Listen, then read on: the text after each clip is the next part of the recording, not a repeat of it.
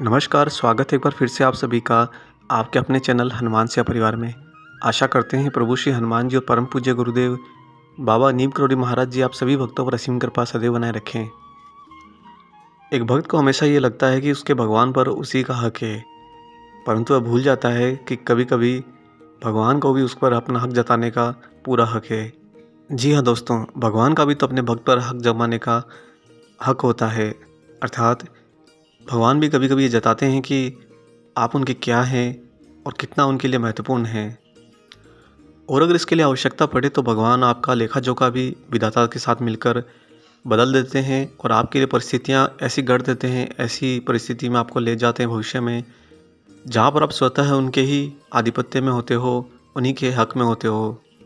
शुरू-शुरू में तो आपको बड़ा अटपटा लगता है कि भगवान हम पर कैसे हक जता सकते हैं, वो तो प्रत्यक्ष में है ही नहीं। परंतु जब वास्तविक घटना घटती है, स्वरूप लेती है अपना और ऐसा आयाम में आप पहुंचते हो जहां पर आपको हर चीज़ प्रत्यक्ष में दिखाई देती है, तब आपको ये मन ही मन में एहसास हो जाता है कि हाँ, भगवान ने मुझ पर अपना हक जताया है। और आपको एक गूढ़ बात बता दें कि भगवान का हक जताना, इसका मुख्य अभिप्राय यह है कि भगवान आपको अपने नज़दीक रखना चाहते हैं। आप अपने भगवान को परिस्थितियों के कारण या इस भौतिक जगत के कर्मों के कारण चाहे कितना ही दूर कर लें, परंतु भगवान आपसे दूर नहीं रह सकते। और जहाँ पर बात भगवान के हक जताने की आती है, वहाँ पर उस एक छोटे से हक को क्रियान्वित करने के लिए आपके जीवन का एक लंबा समय निकल जाता है। आपके जीवन के अनेकों प्रयत्न निकल जाते हैं और हो सकता है कि आपकी कितनी अभिलाषाएं, आपकी इच्छाएं उसके नीचे दमन हो जाए, दब जाएं।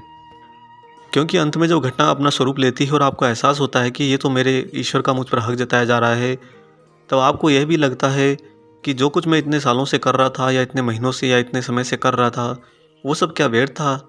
नहीं दोस्तों, इस जीवन के अंदर व्यर्थ कुछ नहीं होता। आप जो कुछ करते हैं वो उस विधाता के रचे हुए उस स्वांग का एक छोटा सा हिस्सा होते हैं।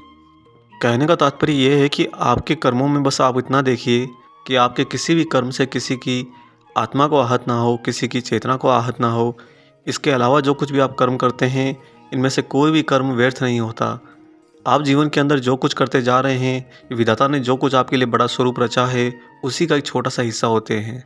और इसीलिए ईश्वर या गुरु कभी कभी अपना हक जता के कुछ बातें अपने भक्त को कह जाते हैं, जहाँ पर उस भक्त को लगता है कि शायद ये सब व्यर्थ है, ऐसा तो नहीं होगा, परंतु कालांतर में जाके वही होता है। कहा भी तो गया है, वही होई जो राम रचि राखा। जैसा राम ने रचा है वही अपना रंग लेकर आता है और वही होकर रहता है। बाबा नीम करोड़ी महाराज जी भी अपने भक्तों पर कई बार अपना हक जताते थे, आज भी जताते हैं और आने वाले कालांतर में भी महाराज जी किसी न किसी रूप में अपने भक्त को ये एहसास कराएंगे कि बाबा उन पर अपना हक जता रहे हैं।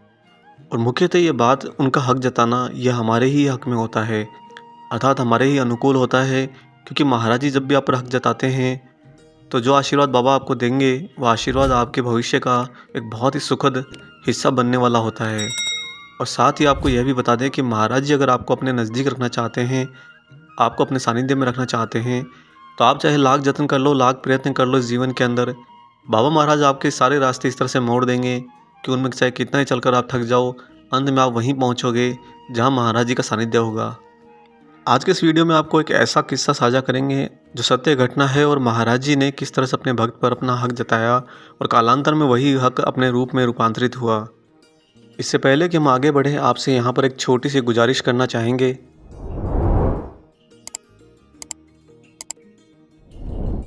और साथ ही दोस्तों, अब आप ज्वाइन बटन क्लिक करके चैनल का सहयोग भी कर सकते हैं। आइए बिना देरी करे ले चलते हैं आपको महाराज जी की इस अद्भुत अलौकिक प्रसंग पर। परम पूज्य श्री भगवान बाबा नीम करोड़ी महाराज जी के इलाहाबाद में एक भक्त रहे हैं, बीडी गुप्ता।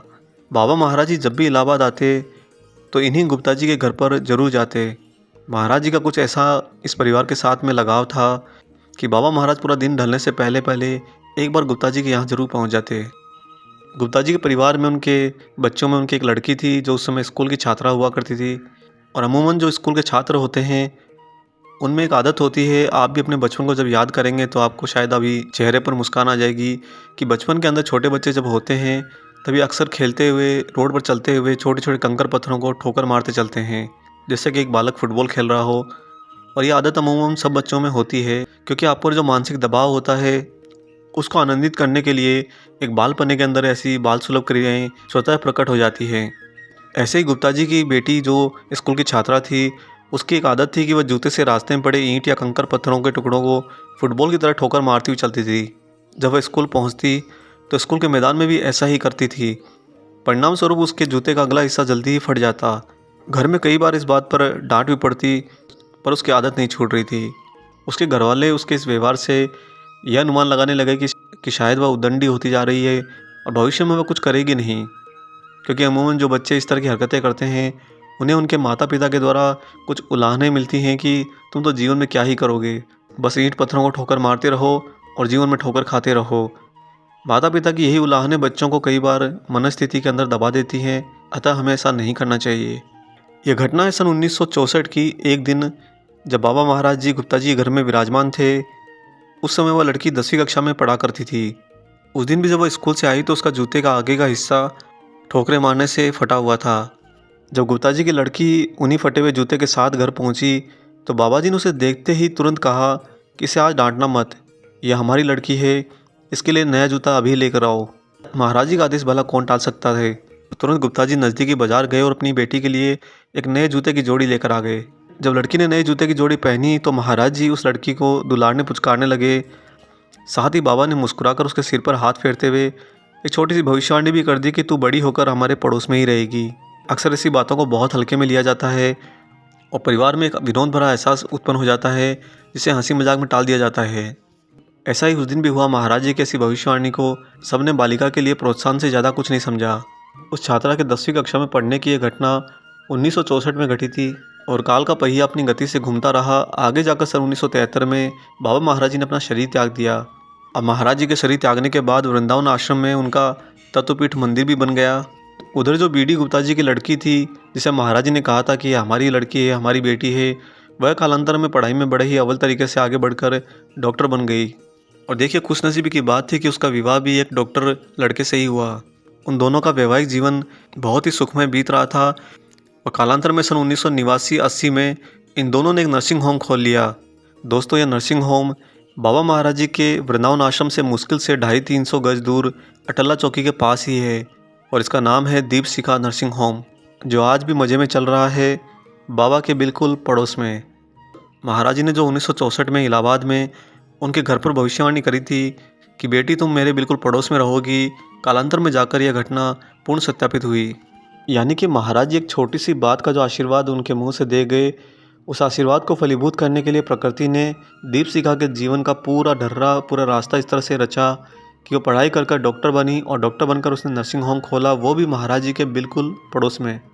यहाँ पर आप क्या कहेंगे कि भगवान अपने भक्त पर हक नहीं जताता है। महाराज जी ने जो हक अपनी बेटी पर जताया उसे इस प्रकृति ने ही पूर्ण किया। और भगवान के हक को रूपांतरित करने के लिए भगवान को किसी भी भौतिक शरीर की आवश्यकता नहीं होती। वह तो सूक्ष्म जगत में भी इन सब बातों को क्रियान्वित करते रहते हैं, क्योंकि हमारे जीवन का पूरा नक्शा उनके हाथ में होता है। जब हम कुछ कर रहे होते हैं, हमें लगता है कि हम अपनी इच्छा से, अपनी कर्म शक्ति से, अपने कर्तव्य परायणता से कर रहे हैं, परंतु वास्तविकता यह है कि जो कुछ अंतिम उन्होंने हमारे लिए रचा होता है, वहाँ तक हमें ले जाने के लिए ही ये सब कुछ जीवन में कराया जाता है। आशा करते हैं आज का ये रोचक प्रसंग आपको पसंद आया हो। वीडियो अगर अच्छा लगा है तो जाते जाते इसको लाइक ज़रूर कर दीजिएगा और अगर चैनल अभी तक आपने सब्सक्राइब नहीं किया है तो चैनल को सब्सक्राइब कर लीजिए। मिलेंगे बहुत जल्दी ही एक और ऐसे ही शुभ अंक के साथ। तब तक अपना और अपने माता पिता का संपूर्ण ख्याल रखिए और परम प्रभु श्री राम जी का निरंतर गुणगान करते हुए बाबा हनुमान और बाबा नीम करोली महाराज जी की निस्वार्थ होकर सेवा करते रहिए। जय सिया राम।